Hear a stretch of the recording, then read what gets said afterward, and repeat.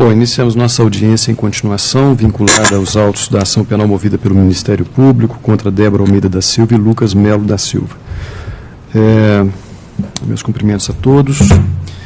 Senhora Débora, uma boa tarde para a senhora. Boa tarde. No dia 12 de janeiro deste ano, nós realizamos uma audiência. Naquela ocasião, iniciamos o interrogatório da senhora, tá? No entanto, surgiu a necessidade de instauração do incidente, tá? De um incidente processual, que já foi concluído e, portanto, retomamos aqui aquela audiência já com o interrogatório da senhora. Eu preciso informá-la que o interrogatório é a oportunidade em que a pessoa acusada pode exercer seu direito de autodefesa, tá? Portanto, o interrogatório é meio de defesa também. Aí a senhora poderá, neste ato, responder às nossas perguntas para que se autodefenda diante da acusação que lhe foi feita pelo Ministério Público, mas a senhora também fique ciente que se a senhora preferir neste ato, se a orientação da sua defesa técnica for nesse sentido, a senhora poderá ficar em silêncio, sendo que esse silêncio não lhe será desfavorável. Ciente de tudo isso, dona Débora, a senhora vai responder as nossas perguntas ou prefere o silêncio? Vou responder. Vai. Bom, senhora Débora, nós temos aqui uma acusação, tá, feita pelo Ministério Público que responsabiliza a senhora, de alguma forma, pela morte da sua filha, né? Ana Lívia Almeida Contarini, fato ocorrido em 23 de agosto de 2021. Temos aqui também a acusação de que a senhora teria concorrido para um crime de ocultação de cadáver. Eu pergunto, senhora Débora, a senhora presenciou ou participou dos atos de violência que levaram Ana Lívia à morte? Dos atos de violência que levaram minha filha à morte, não. Mas eu vi o Lucas enforcando a Ana. E uma das vezes que eu subi para pegar comida para trazer para ela. Só um minuto. E ela que a senhora se concentre, fique calma. A senhora quer uma água? Não, tá tudo bem. Tá bom, ok. E ela estava com a mão machucada. Ela estava olhando para a mão dela que ele tinha machucado. E eu puxei ele, afastei ele dela. E ele exigiu sexo de mim, sabe? E eu, para manter ele distante, ela ficou na cozinha. Isso foi depois, antes eu já tinha visto uma agressão, só que eu não vi o ato, né? Na época eu não consegui, como eu posso dizer, ligar as coisas, entende? Eu subi antes disso para pegar comida para minha menina, foi mais ou menos parecido. Quando eu voltei, ele me gritou, sabe? E falou, gritou, amor, que ele me chamava na época assim. Quando eu cheguei, a minha filha estava sentada na cama, com a perna sangrando.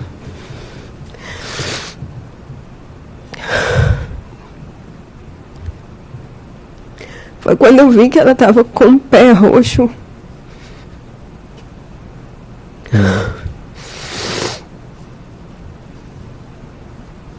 E estava com marcas.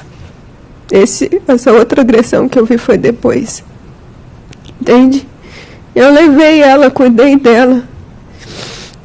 Ele até incorporou, segundo ele, a Stephanie, depois desse primeiro que eu tinha visto. Entendeu? Que ela tinha machucado a perna, fez um negócio de barra e me mandou eu passar nela para ela se curar, que ele dizia que era entidade, entendeu? Que tinha jogado macumba na minha filha, entendeu? E eu tinha que ficar, eu tinha que sair, comprar droga, trocar as coisas que eu tinha em mãos para ele dar para essa entidade. Era droga, cigarro e bebida. Entende?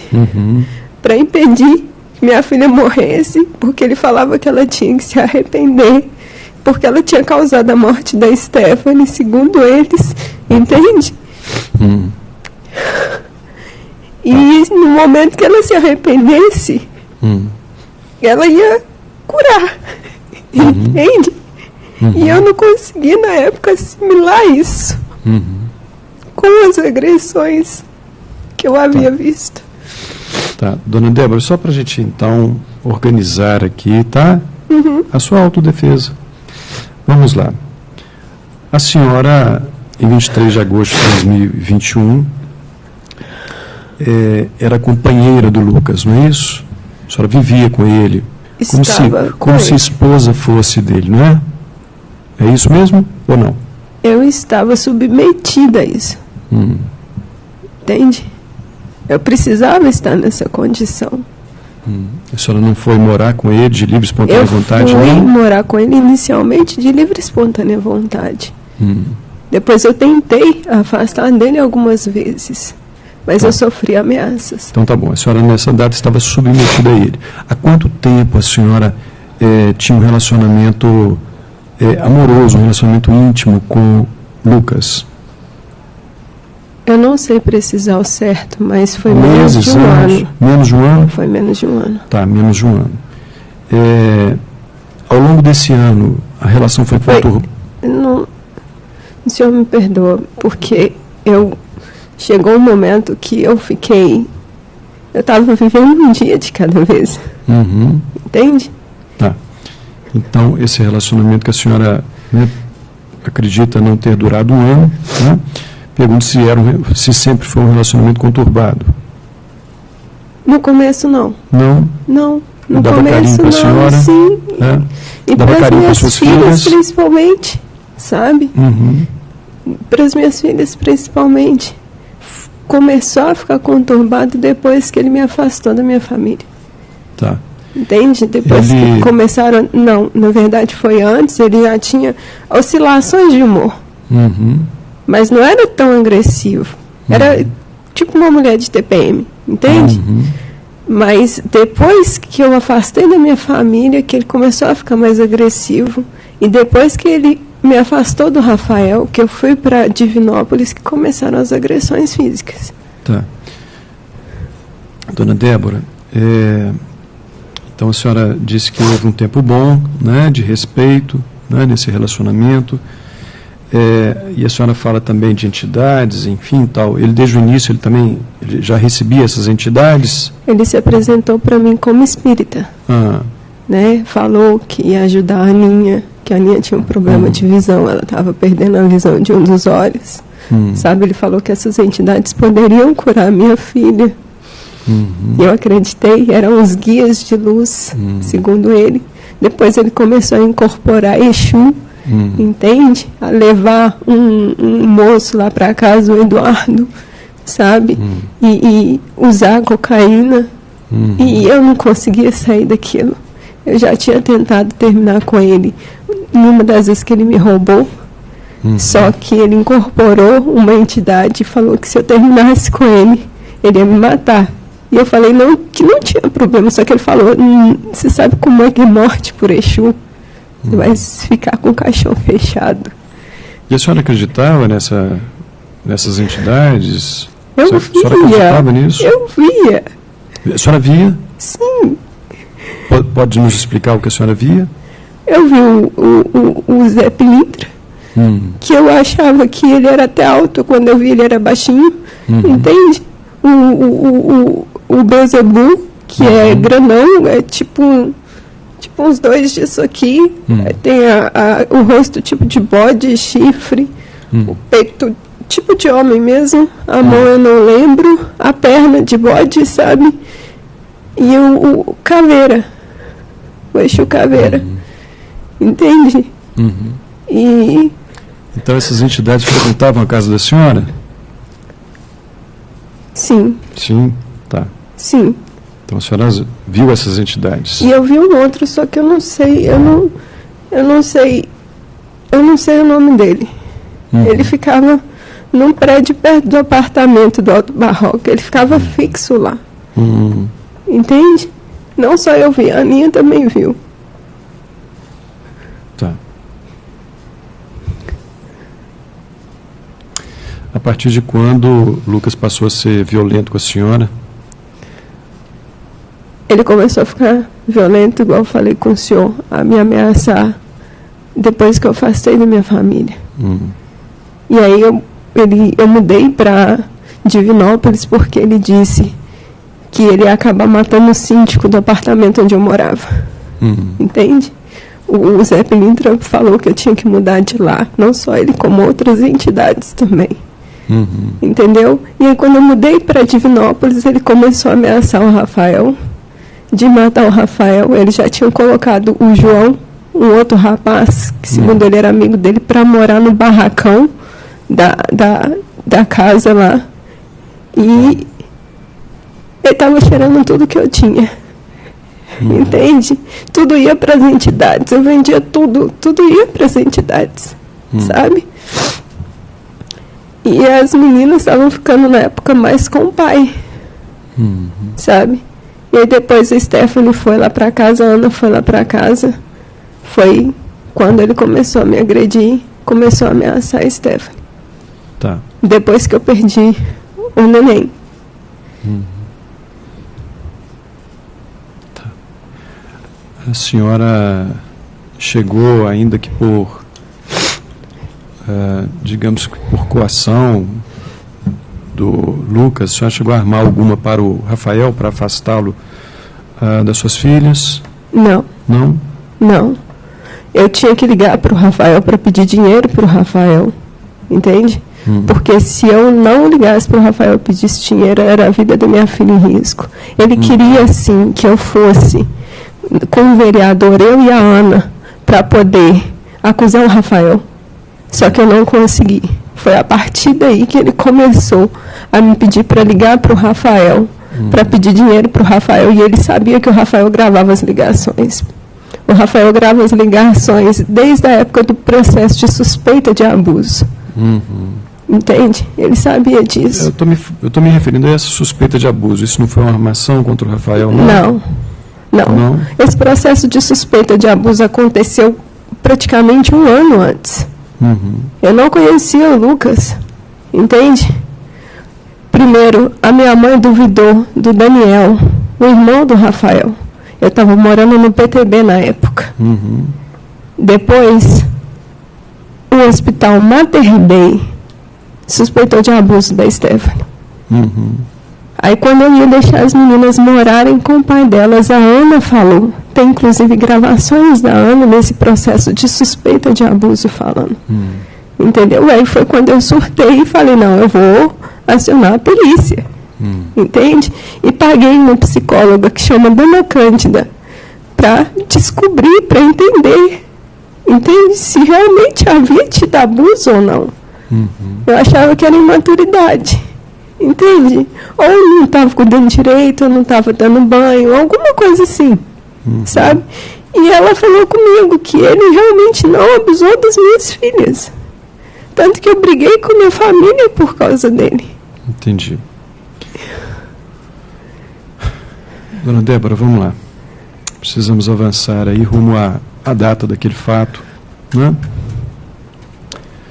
Nos dias que antecederam esses atos de violência, havia algo de mais estranho, de mais anormal na vida do casal, na vida daquela família? A vida com ele nunca foi normal. Não?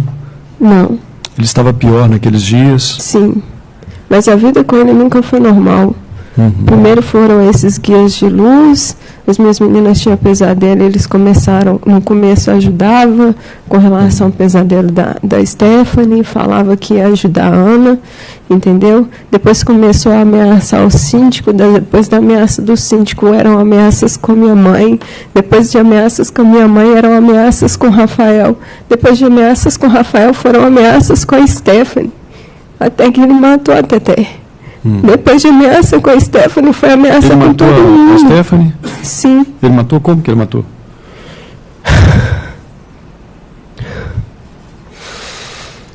Foi depois de uma gira. Ele tinha recebido entidade. Estava lá no barracão, ele e João. As meninas estavam no meu quarto. Eu queria ficar com as meninas no quarto, porque eu já não estava aguentando mais aquela situação. que ele disse que quando mudasse para Divinópolis, ele ia parar com isso. Entende? Ia ter menos esse tipo de coisa, porque eu não tinha vida, sabe?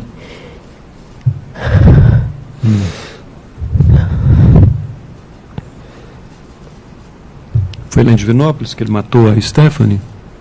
Não. Foi onde? Ela morreu mesmo, foi na casa da avó dele. Onde? Em qual cidade? Belo Horizonte. Belo Horizonte? Sim. Qual bairro? Eu não sei o nome do bairro, é uma favela. Taquaril? Eu acho que é. Eu não sei o nome da favela. Pega a Estrada Velha da União, eu acho que é o nome da estrada que vai para lá. Eu não estou conseguindo memorizar. Mas como que ele matou a Stephanie? Eu fui entrar dentro do quarto. Quando eu fui entrar no quarto, ele não deixou as meninas dormirem comigo no quarto. Ele falou: o marido tem que dormir com mulher. Quando eu e a Ana estavam tirando o colchão, que elas iam dormir lá comigo, ele incorporou. Eu estava no meio assim da sala, da copa, sabe? Eu só ouvi minha filha gritando: mamãe, me salva. A Stephanie? Eu voltei correndo e ele estava com a Stephanie desmaiada nos braços. Eu pedi ajuda ao João, que estava no barracão. O João veio e viu ela desmaiada, ela estava, sabe? E aí depois disso ela só foi arruinando, piorando. Eu tentei tirar ela de casa, eu tentei levar ela, só que ele falava que não podia tirar ela da guarda, do tranca-rua, entende? Que senão ela ia morrer, entendeu? E teve uma noite que ele fez tipo uma reza nela, sabe? Tava eu, ele, o João, a Ana. Ele fez essa reza nela e falou que ela ia melhorar. Ia ter uma febre e ia melhorar. Só que ela não melhorou, ela veio a febre, só que ela não melhorava. A mãe do João estava até lá em casa. E aí eu falei: não, eu vou levar minha filha. Implorei para ele deixar levar ela no hospital. Ele viu que eu estava muito nervosa. E ele deixou, a gente pegou o carro, foi para Belo Horizonte. Eu queria ter levado ela no hospital direto. Ele não deixou. A gente foi para um hotel. Desse hotel, eu falei: deixa eu levar ela no Mater Dei. Ele não deixou. Ele falou que tinha que ligar para o Rafael e que a Ana tinha que deixar a Ana na casa da avó dele. Ele queria subir na casa da avó dele. Aí a gente subiu para a casa da avó dele e na hora que...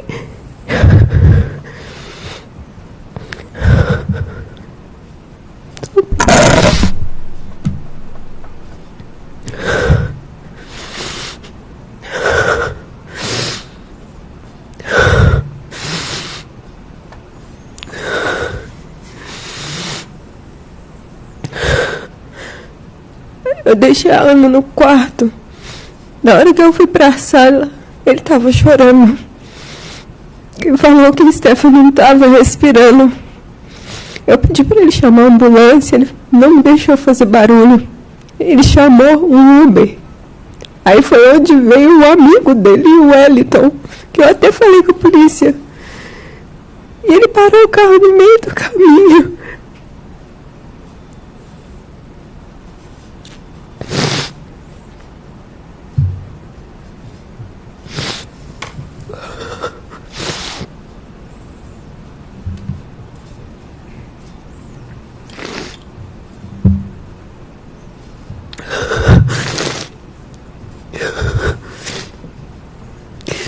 Ele pegou a teta no meu colo.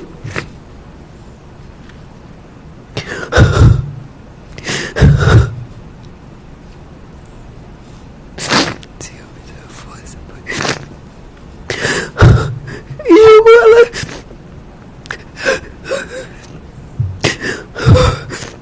Jogou ela na ponte. Eu não consegui.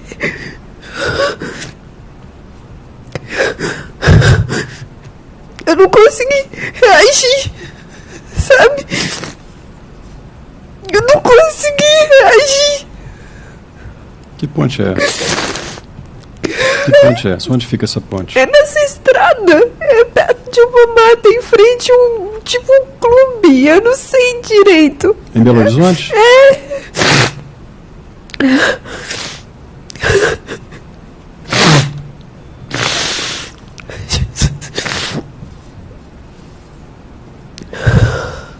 Sabe? Hoje, quando eu lembro dessas coisas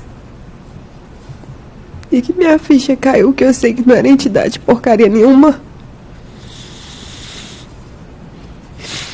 eu não sei se foi alucinação, se foi por causa das drogas que ele me mandava eu usar, das bebidas que ele mandava eu usar para sustentar a entidade, para elas não matarem a minha filha.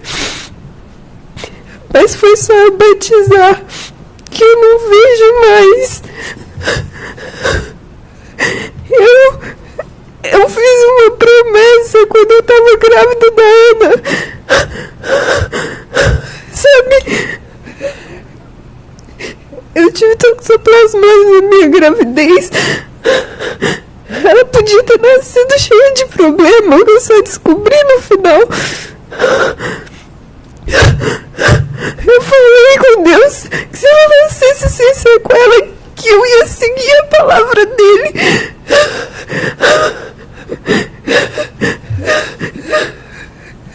Que eu ensinou a minha filha.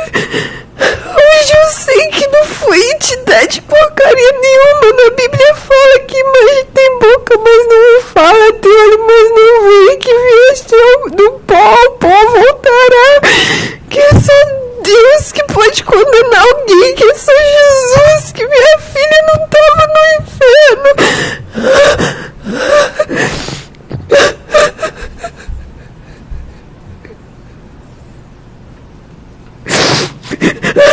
Que não tinha como eu ter visto Stephanie nas nuvens igual eu vi.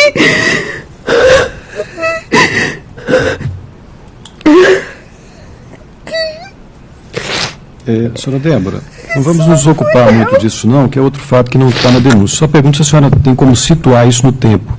A senhora lembra quando isso aconteceu, a morte de Stephanie? Que mês, que ano que aconteceu isso? Eu não estou conseguindo, sabe? Eu estou com dificuldade até de marcar a data. Entende? De me situar com relação ao tempo. Isso já tem um tempo já. Tá. Ok. Foi antes da ida para Bahia. A senhora lembra quando que a senhora foi para Bahia? Foi que passeio na praia? Foi, eu não lembro, e não foi um passeio. Não foi? Não. Teve um passeio na praia, não teve? Aquilo não é... Que a Aninha foi? A Aninha foi? Sim, mas aquilo não foi um passeio. Ele falou pra gente tirar as fotos. Ele incorporou a Stephanie lá pra fingir que tava tudo bem.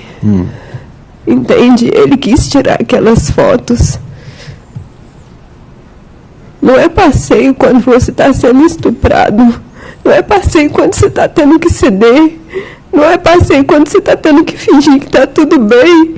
E passando por um luto de ter acabado de perder um filho. Isso não é passeio.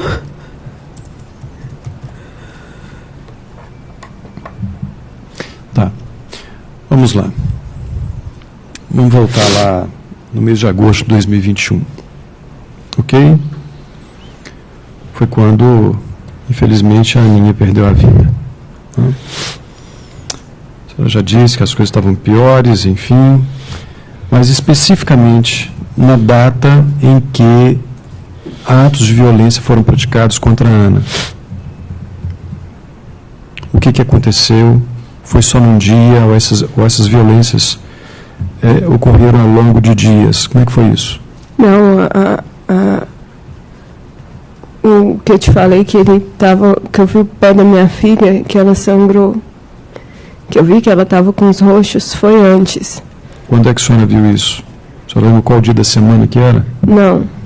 Não? Não. Depois disso, ele ainda me mandou eu ligar para o Rafael, falar com o Rafael que ela queria ver ele, porque ele queria o dinheiro da pensão. Ele falou que ia conseguir alimento para ela, que ela ia tomar o iogurte dela.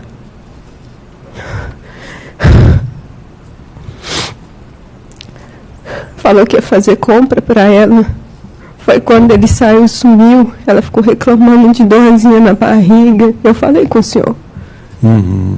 Eu passando aquele trem de barro na minha filha, achando que ela ia curar. Implorando para ela pedir perdão de uma coisa que eu não conseguia assimilar. Tá, então vamos lá. A senhora viu o pé dela roxo, é isso? Isso. Tá. Foi a primeira vez que a senhora percebeu alguma coisa estranha que levava a acreditar que teria havido alguma violência física contra ela, foi? Sim. Tá. E depois disso, o que mais aconteceu? O que mais que a senhora viu? Depois disso foi a agressão que eu te falei, que ele estava enforcando ela. A Ana? Isso. Nós estamos falando da Ana. Sim. Foi a agressão que eu te falei. Tá, isso aconteceu de manhã, à tarde ou à noite? À tardinha, quase à noite. Tá. Foi no dia que a Ana morreu. Outros atos de violência a senhora presenciou? Não. Alguma violência sexual? Não. Não? Não. Eu presenciei ele dando chinelada na Ana na casa da avó dele. Entendeu? Naquela mesma data? Não. Foi bem antes. Tá. Na frente da senhora, ele praticou algum ato de violência? Sim ou não? Esses que eu falei com o senhor. Sim. Foi isso que a senhora presenciou? Sim. Uhum.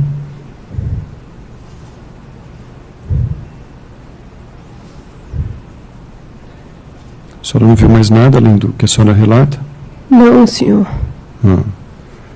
Sinceramente. A senhora, diante do que a senhora viu, a senhora ficou quieta?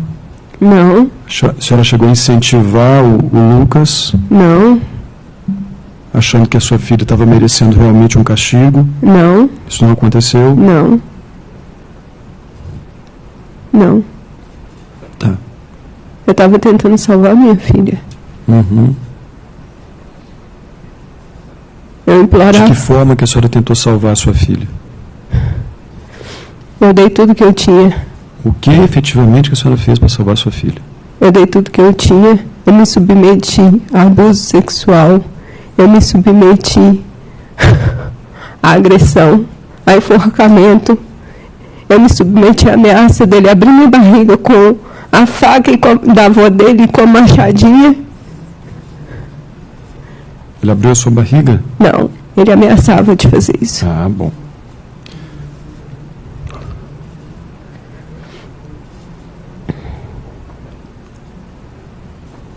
A senhora chegou a presenciar o momento em que Ana, diante das agressões sofridas, estava a agonizar?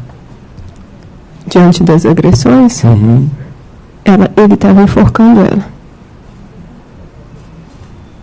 Não houve um momento em que ela chegou a ficar numa situação agonizante? No momento em que ele estava enforcando ela. Só nesse momento? Sim. E ele a enforcou até a morte? Não. Não? Não. Depois disso eu afastei ele, eu implorei para ele largar ela. Ele pediu para transar.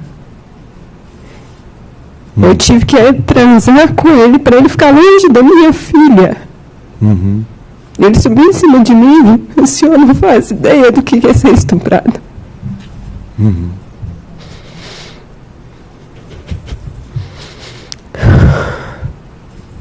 Ela morreu no meu colo.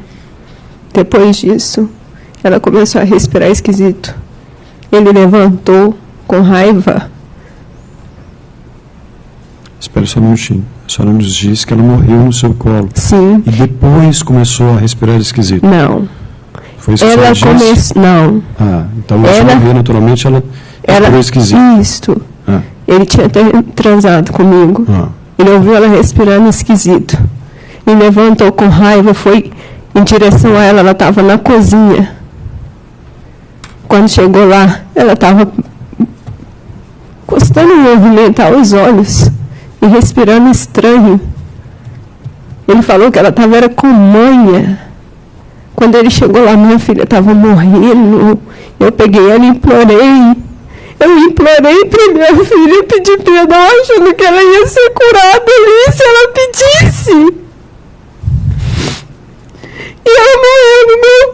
eu tive que deixar ele lá pra eu não perder outro. E hoje eu sei que não era porcaria de entidade. Eu sei que minha filha não estava no inferno. Eu quase surtei dentro daquela cadeia achando que minha filha estava no inferno. Eu não podia falar isso na delegacia no dia que eu fui presa, porque pra mim minha filha estava no inferno e minha família podia morrer.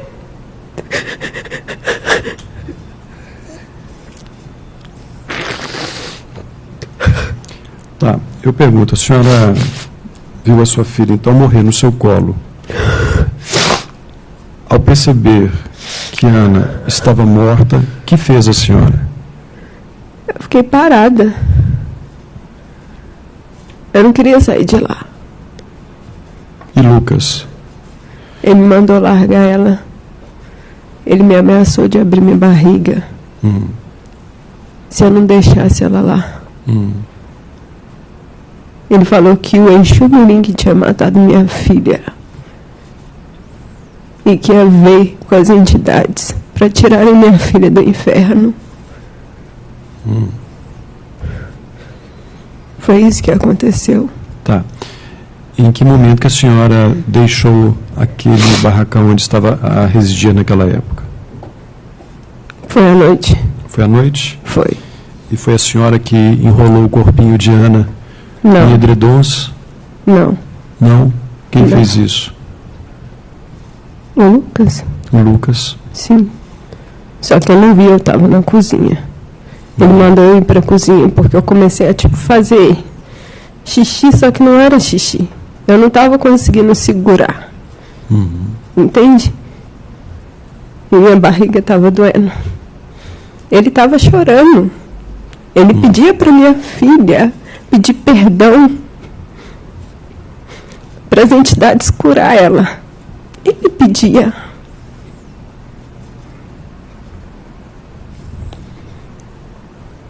Ele implorava junto comigo para ela ser curada.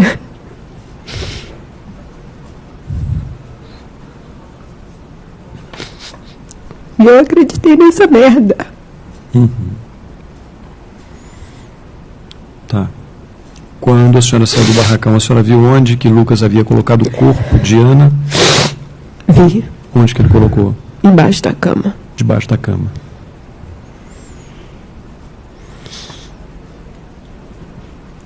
A senhora foi para onde depois de ter saído de lá? Andamos. Ele estava com a machadinha na bolsa.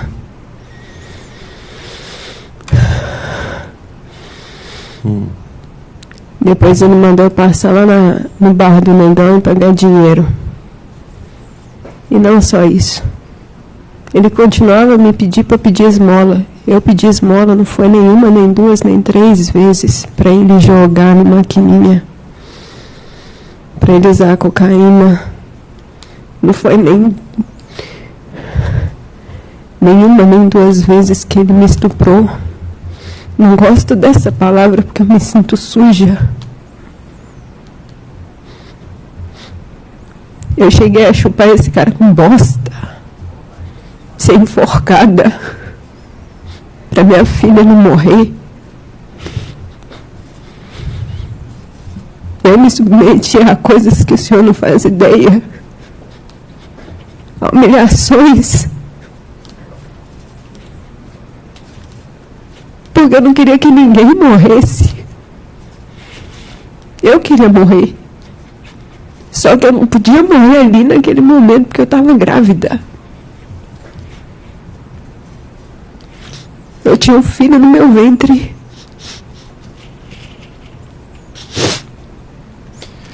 Depois de ter deixado aquele barracão com o corpo de Ana enrolado no edredom debaixo da cama, ainda por quantos dias a senhora esteve a conviver com Lucas antes de ser presa? Acho que 3. E a senhora, ou 4. Durante todo o momento a senhora esteve em companhia dele ou em algum momento a senhora esteve distante, afastada dele? Não, ele me mandou eu ir no hospital. Ah. Ele me mandou eu ir para o hospital. E eu afastei dele várias vezes. Tá.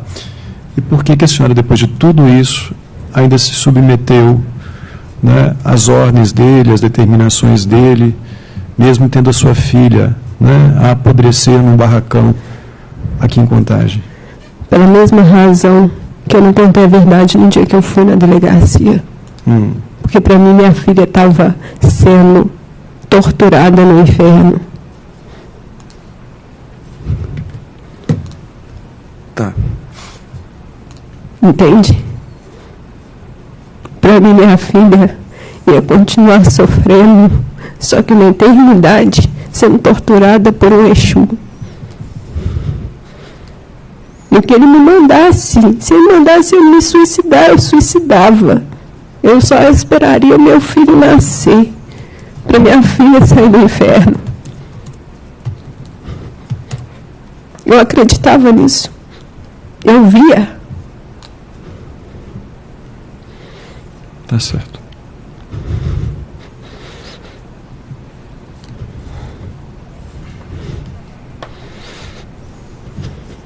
A senhora, quando prestou declarações pela primeira vez na delegacia de polícia,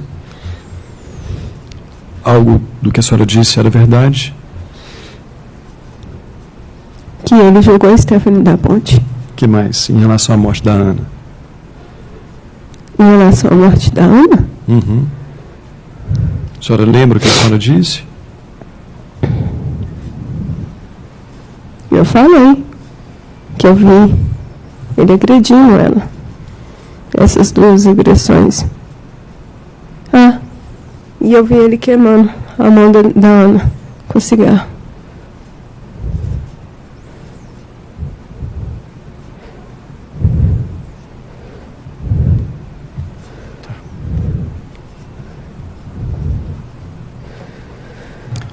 A senhora se sente responsável de alguma forma pela morte de Ana?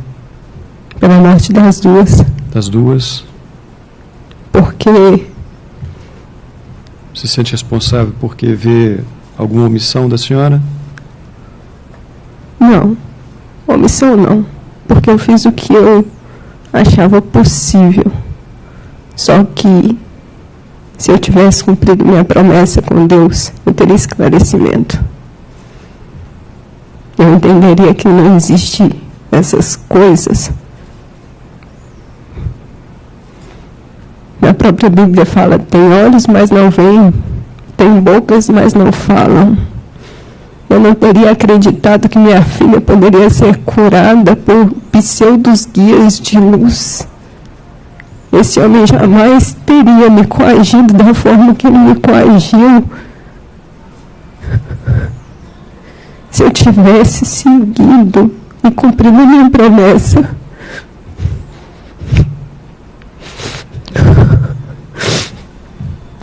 Por isso eu não conseguia assimilar. Minha filha, ela estava morrendo diante dos meus olhos.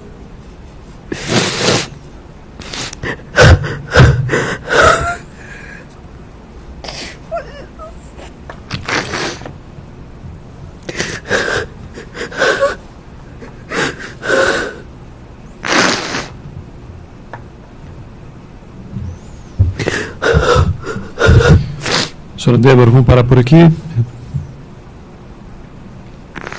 Eu não tenho mais nada a perguntar à senhora, não, tá?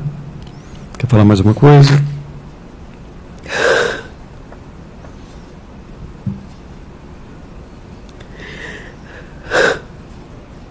Sabe?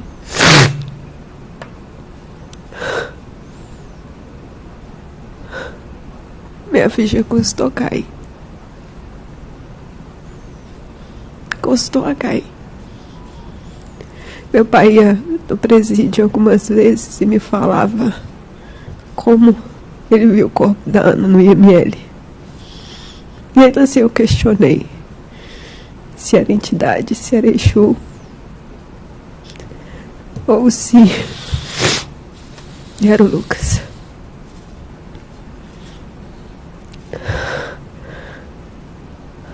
Teve palestras lá no presídio que me fizeram cair na real, sabe?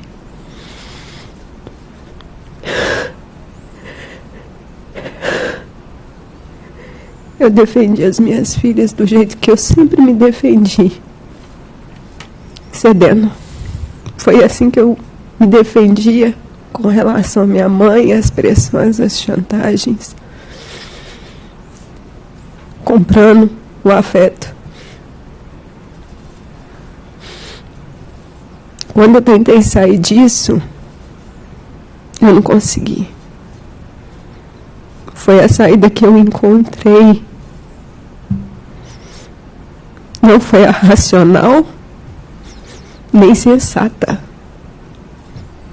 mas foi a que eu encontrei.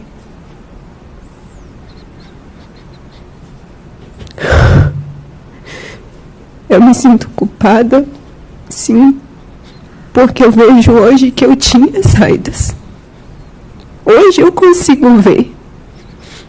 Hoje eu consigo ver que minha filha, ela estava...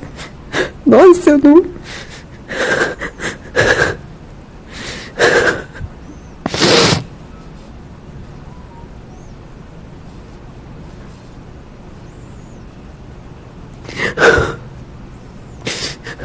Eu fiquei cega pelo pânico.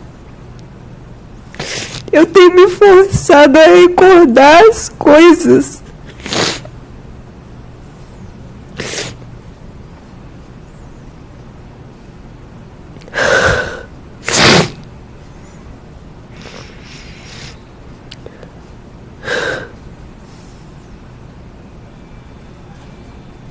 Muito obrigado, senhora. A respeito desses fatos, devo dizer à senhora que a senhora poderá, neste ato, tanto exercer seu direito de autodefesa, como também poderá ficar em silêncio, sem que o seu silêncio seja interpretado em seu desfavor. Devo dizer à senhora que serei breve, tá? Nós temos hoje mais 4 audiências, já dei à senhora um longo tempo aqui para a entrevista, e com a sua defesa, e então devo dizer à senhora, tá, que eu peço à senhora objetividade também nas respostas, tá bom? Sim. Talvez não seja esse o momento que a senhora deva descer maiores detalhes sobre o que ocorreu, tá? Então, preciso saber da senhora se a senhora vai responder as nossas perguntas ou se prefere ficar calada. Irei responder as de Vossa Excelência e do meu advogado. A senhora só responde as minhas perguntas e do seu defensor público, é isso? Tá bom. Olha, eu pergunto à senhora, quanto tempo a senhora viveu com o senhor Lucas Melo da Silva? Não chegou nem a 1 ano, senhor. Nem 1 ano? Em média, uns 11 meses, mais ou menos. Tá. A senhora Ou menos. Desculpa, porque eu estou com dificuldade com relação a tempo. Perfeito, compreendo. Compreendo. Pergunto à senhora se nesse tempo de relacionamento com o senhor Lucas, se a senhora já presenciou atos de violência dele contra as suas filhas. Especificamente, me interessa em relação a Ana Lívia, tá? Em relação a Stephanie, não é objeto desse processo, não vou indagar nada da senhora em profundidade. Eu só pergunto se ele já praticou atos de violência contra as filhas da senhora. Teve o dia que eu subi para pegar a refeição, porque nós estávamos no barracão do um moço apelidado Negão, que eu subi.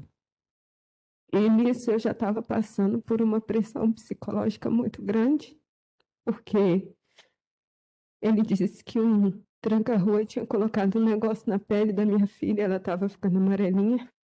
Eu não sabia por quê, mas ela não queria nem levantar, sabe? Ela não queria brincar com a coleguinha dela mais. E no que eu subi, ele deu um grito. Não foi nem ela, foi ele. Quando eu desci,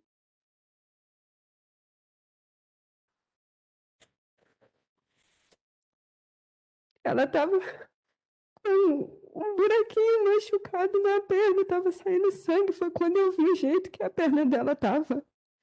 Porque nisso eu tinha que ficar, antes disso, procurando cigarro, droga pra ele, entendeu? Para as entidades não matarem ela, para dar tempo de deixá-la com a minha mãe, que segundo ele ia deixá-la com a minha mãe. Tinha hora que ele falava que ia deixar ela com o Rafael. E nisso, eu entrei em desespero. E acho que o dono da casa até estava percebendo isso. Ele queria que eu acusasse o Rafael de ter abusado da Steph. Só que eu não consegui. E no dia até que era para eu ligar para o Rafael ir lá, porque ele já tinha falado na família inteira, já tinha me mandado falar na família inteira que ele tinha abusado da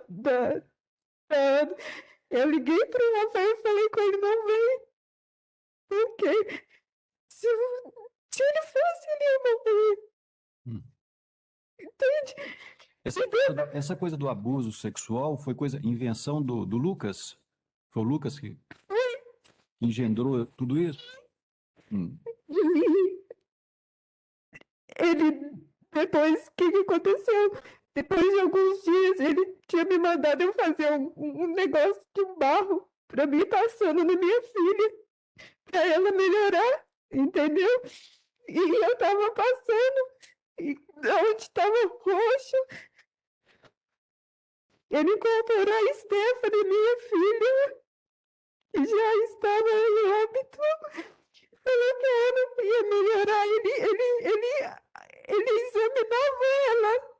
Ele apalpava minha filha, examinava ela para falar se ela estava bem ou não.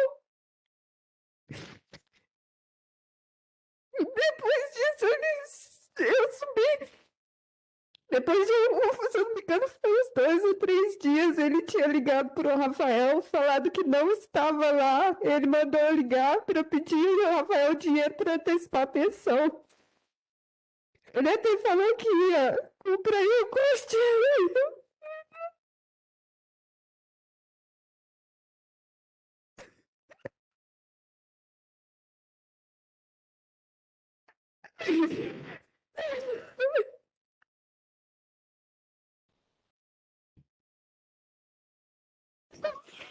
Ele melhorar.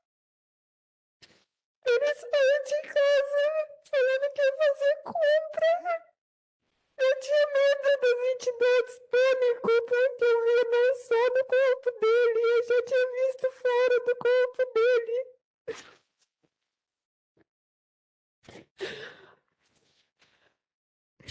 Uma noite antes dela morrer, ela teve uma dorzinha na barriga, uma dor no braço. Eu passei esse negócio de barro nela, fiquei orando pra ela melhorar. Quando ele chegou, eu falei com ele. Ele falou, não, isso é bom.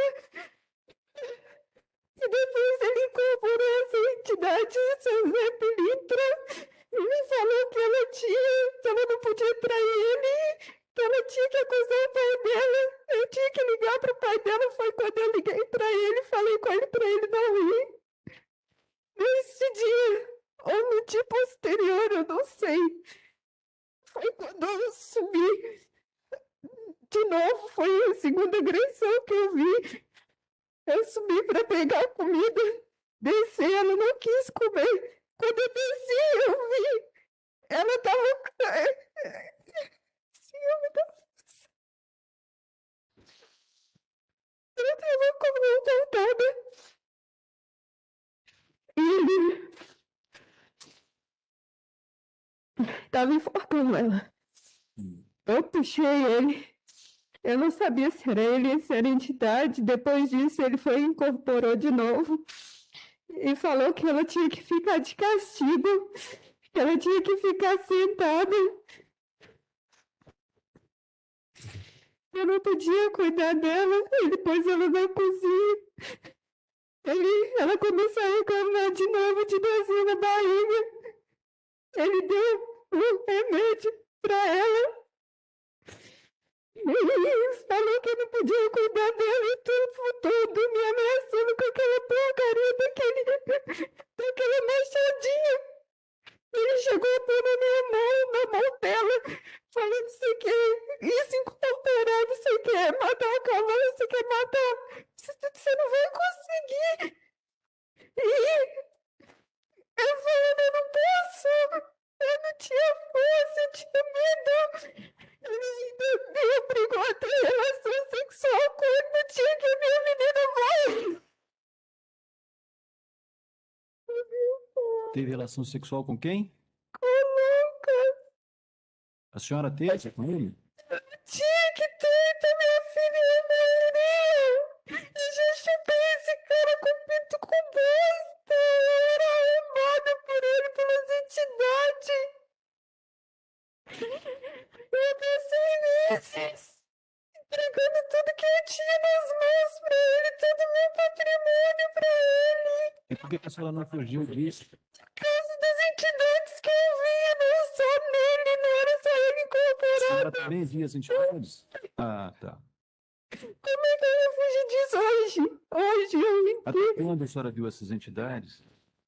enquanto eu estava na BIEP, as 2 ou 3 primeiras noites que eu estava na BIEP, antes de eu ser batizada, eu vinha. Até o dia que eu batizei, sabe? E eu não. Hoje eu vejo, eu lendo a Bíblia dentro da prisão, eu me sinto um lixo, porque eu vejo que se eu tivesse tido mais fé, sabe? Se eu tivesse tido fé, eu tinha salvado as minhas. Tá. Senhora Débora, olha, esta semana eu tive uma audiência aqui em que o réu alegou que não tinha condições psicológicas para ser interrogado, tá? E a defesa até requeriu que ele fosse interrogado apenas depois do incidente de insanidade mental.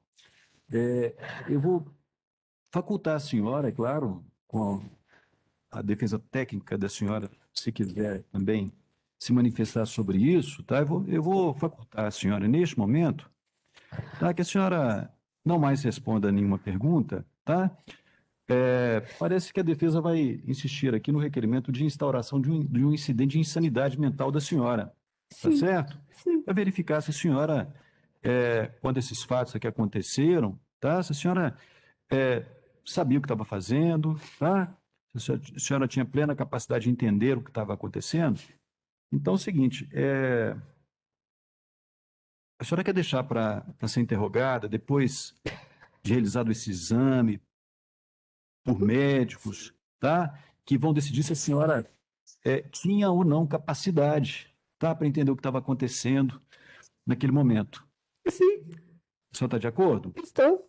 Então é o seguinte, olha, eu não vou fazer mais nenhuma pergunta, tá, senhora? Não vou fazer. E ressalvo aqui a defesa, caso já foi adiantado aqui, não foi gravado, mas o doutor Rodrigo já disse que entende que a senhora tem que ser submetida ao exame e vai insistir na instauração do incidente de insanidade mental. Então, realizado o exame, se for constatado que a senhora tinha condições de entender o que estava acontecendo, tinha capacidade, pelo menos parcial, aí a gente designa o interrogatório para momento posterior. Doutor Rodrigo, o senhor está de acordo? 100% de acordo. Sim? Pode ficar calmo, sim. Doutor Tiago, alguma oposição do Ministério Público quanto a isto? Para que não prossigamos aqui no interrogatório da senhora Débora, deixando para que, aí eu já estou adiantando, tá? Eu já estou adiantando que eu vou deferir a instauração do incidente. Então, eu estou a decidir aqui que vou instaurar o incidente. Estou propondo, então, que o interrogatório, se necessário, se a defesa assim o requerer, seja que ele prossiga depois do incidente, depois de concluído o incidente. O Ministério Público se opõe?